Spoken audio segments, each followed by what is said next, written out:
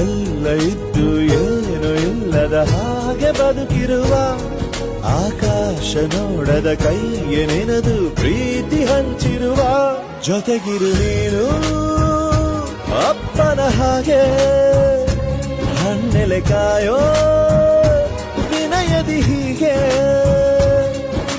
ನಿನ್ನನು ಪಡೆದ ನಾವು ಪುನೀತ ಬಾಳು ನಗು ನಗುತ್ತ ಬೊಂಬೆ ಹೇಳುತ್ತೈತೆ ಮತ್ತೆ ಹೇಳುತ್ತೈತೆ ನೀನೇ ರಾಜಕುಮಾರ.